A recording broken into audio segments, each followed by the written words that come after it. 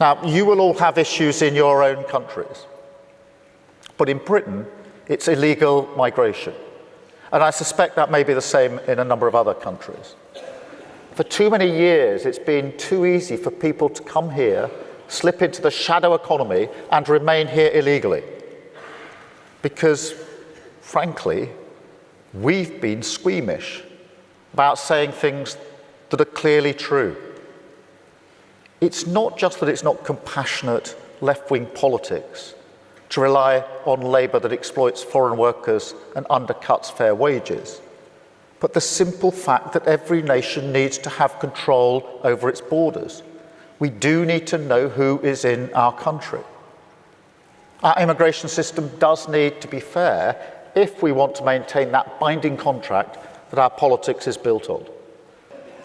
And that is why today I am announcing this government will make a new free-of-charge digital ID mandatory for the right to work by the end of this Parliament. Let me spell that out. You will not be able to work in the United Kingdom if you do not have digital ID. It's as simple as that. Because decent, pragmatic, fair-minded people, they want us to tackle the issues that they see around them. And of course, the truth is, we won't solve our problems if we don't also take on the root causes, looking upstream to tackle poverty, conflict, climate change, issues that aren't just intolerable for those of us who care about inequality and injustice wherever it's found in the world, but which have clear consequences for our own citizens.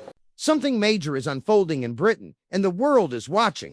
The UK government's decision to roll out mandatory digital ID cards has sparked global outrage, fierce political backlash, and massive public resistance. What began as a domestic policy proposal has now exploded onto the international stage.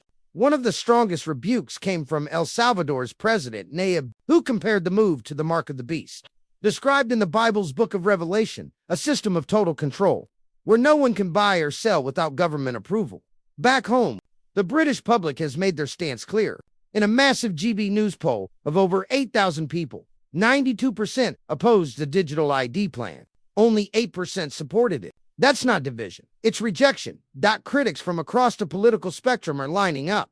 Former Conservative Minister Anne Whitcomb argues digital ID won't solve illegal immigration.